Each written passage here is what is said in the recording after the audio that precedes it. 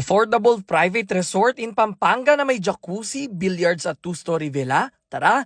Yung mga kanus, alam nyo ba ang nalaman ko kami napadpad dito sa Porac, Pampanga upang mag-staycation dito sa The Hidden Valley. Pag pupunta kayo dito, they suggest na mag-Google Maps at i-search ang The Hidden Valley hanggang sa makita nyo ang signage papunta sa kanilang resort. They have parking area for your car sa area na ito. And FYI, they are pet friendly. As you can see, ito ang itsura sa labas ng villa. Meron sila dito ang small nipa, table set, sun lounger, at ito ang kanilang 70 square meter swimming pool at may jacuzzi pa nga sila kaya naman mag-enjoy ang kids or adults. Ito ang open space na first floor nila na may lounge area na may garden sa gilid. Meron dito smart TV na pwede kayo mag-Netflix o kaya naman mag-video dahil may provided mic na sila. May 12-seater dining table sa harap ng counter table kung saan ay dito din makikita ang kanilang kitchen area na may refrigerator, microwave oven, stove at sink. Meron din billiard table na pwede kayo maglaro with your friends. Pwede kayo maglaro ng card games and board games dahil provided nila ito. Pwede din kayo mag-work or mag-social media dahil may free wifi naman sila. Meron sila ditong isang air-conditioned room sa baba na may sariling comfort room.